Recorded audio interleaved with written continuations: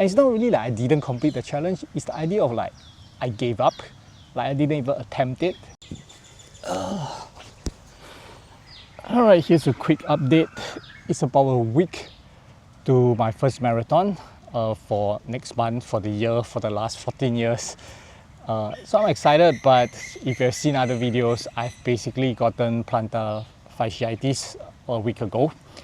Trying to rehab it, but the pain is not going like away totally. So I'm doubtful that it's going to recover within the time frame, right? Yesterday night I was still planning around the third marathon because there was an initial plan to run 3 marathons in that month, and the third one has not been booked yet. And I was considering different options in different cities based on the routes, the pros and cons, the cost of it, everything, and the travel plans. But I've came to the decision that it's probably best that I not take up that challenge of running a third. I do have a 4th and 5th booked already, and the 4th and 5th I'm pretty excited by them because they are also in new cities and countries as well that I've never been to. So I would love to run those and make sure that I get to run those. And with the plantar fasciitis, I have no idea if how bad it's going to get after the first 2 runs. The worst case scenario is basically that I run it and then I basically get injured, and then the whole plan, at least for the 4th and 5th, is pooped, right? It's gone. Because if I'm injured, then I can't run, and maybe the even worst case is the whole year has to be cancelled for running, right? So I'm looking at it and I was like, okay, objectively speaking, you should definitely cancel it. I do think that I picture myself asking friends and stuff about it, and they'll probably tell me that, yeah, it's a smart move to cancel it. But whereas I think it's the ego that's a bit hesitant, because, and it's really weird because this was never the initial goal. That was, I mean, like, I'm a new marathon runner, so trying to do like 10 to 12 a year is really kind of like pushing it in some sense, people would think.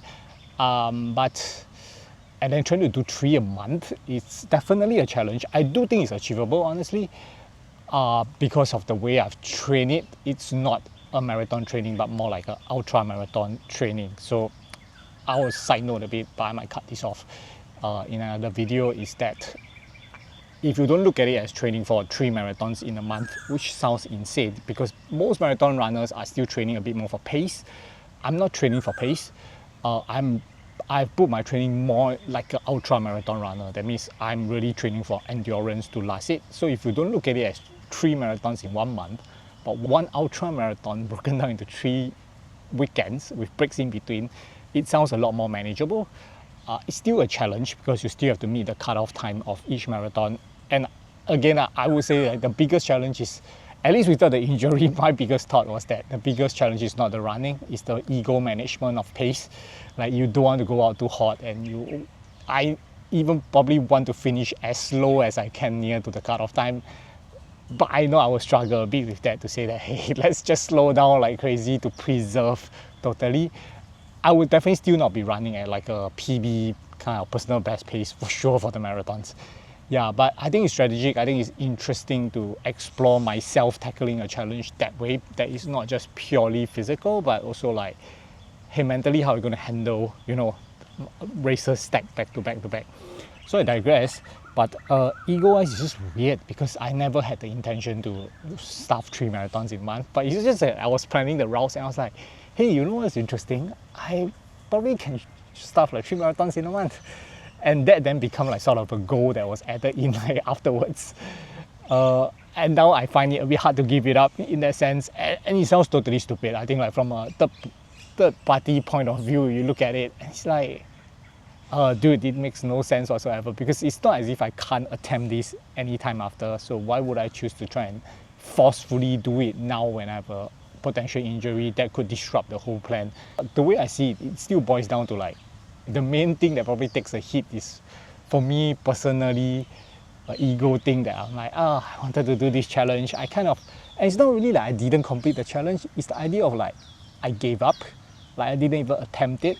That's probably like a bit of a hit to my inner self. I don't know if that makes sense.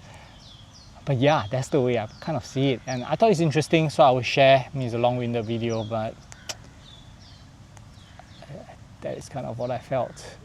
Yeah, even now I'm still like thinking about it, but I'll probably actually speak to some friends later, and I'll probably be seeking like self-confirmation that this decision is right. But I mean, objectively speaking, I do think that is correct. Yeah. So if you want to see if I make it to the starting lineup or even complete the races this year or even next month, feel free to follow along. I'd love to have you guys here.